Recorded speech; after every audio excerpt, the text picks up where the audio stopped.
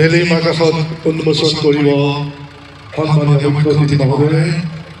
এই গৌৰৱ second commander এবিএসআই চুকেশ্বৰ Gogoi ডাঙৰীয়াৰ নেতৃত্বত এয়া অভিবাদন প্ৰদান কৰিবৰ বাবে কমলৈ আগবাঢ়ি আহিছে বলবঞ্চৰ ফালে।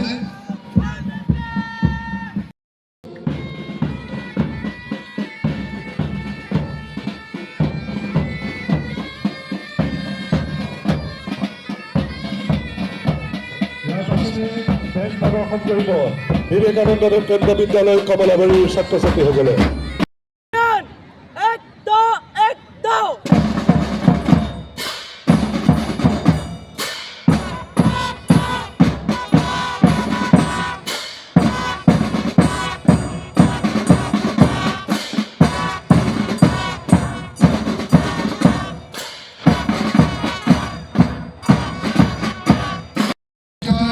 সেকেন্ড কমান্ডাৰ এবিএসআই চুকেশ্বৰ গগৈ ডাঙৰীয়াৰ নেতৃত্বত প্ৰথমে সিআৰপিএফ 199 বাটালিয়ন।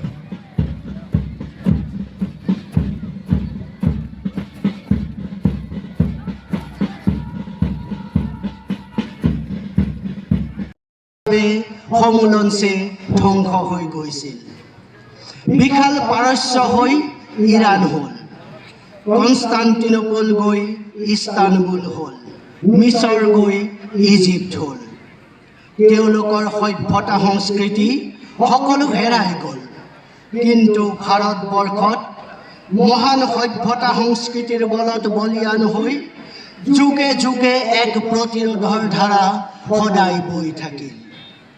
মহাৰাণা প্ৰতাপ, লাচিত বৰফুকন, ছত্ৰপতি শিৱাজী, গুৰু গোবিন্দ সিং, অহল্যাবাই হোলকাৰ আৰু নেতাজী সুভাষ চন্দ্ৰ বসুৰ দৰে অগণন বীৰ বীৰংগনাৰ ত্যাগ আৰু অতুলনীয় বিক্ৰমৰ বাবে শতিকাজোৰা বিদেশী শাসনৰ পিছতো আমাৰ সত্তা নিশ্চিহ্ন হৈ নগ'ল। সেকেন্ড কমান্ডাৰ এবিএসআই চুকেশ্বৰ গগৈ ডাঙৰীয়াৰ নেতৃত্বত এয়া অভিবাদন প্ৰদান কৰিবৰ বাবে কমলৈ আগবাঢ়ি আহিছে বলবঞ্চৰ ফালে।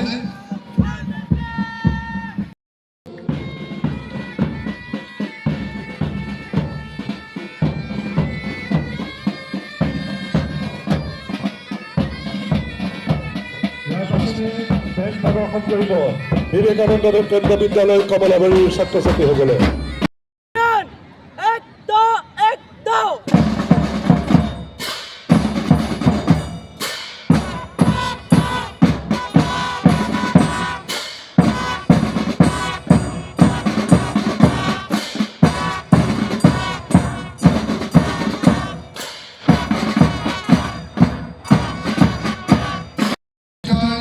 সেকেন্ড কমান্ডাৰ এবিএসআই চুকেশ্বৰ গগৈ ডাঙৰীয়াৰ নেতৃত্বত প্ৰথমে সিআৰপিএফ 199 বাটালিয়ন।